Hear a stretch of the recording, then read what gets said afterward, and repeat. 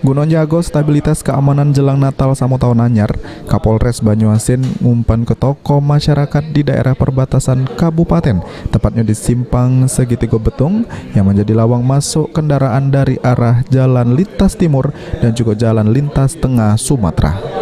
Polres Banyuasin dewek sudah menurun ke 150 personil yang dibantu 30 anggota TNI dari Kodim Banyuasin serta 25 personil bantuan Polda Sumsel dan 30 personil gabungan Disub dan juga Dinkes Banyuasin guna nyago Kamtibnas dan kelancaran arus mudik Nataru.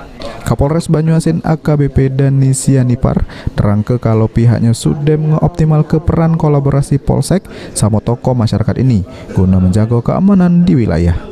Hari ini saya datang ke wilayah hukum Polsek Betung untuk mengecek kesiapan Polsek Betung dan jajaran dalam menghadapi pengamanan malam Natal dan Tahun Baru.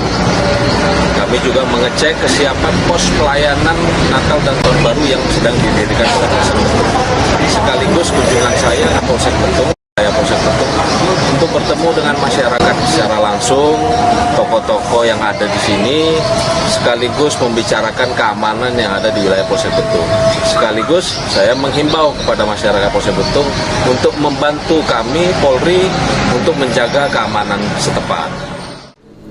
Sulaiman, PAL TV. Sekaligus kunjungan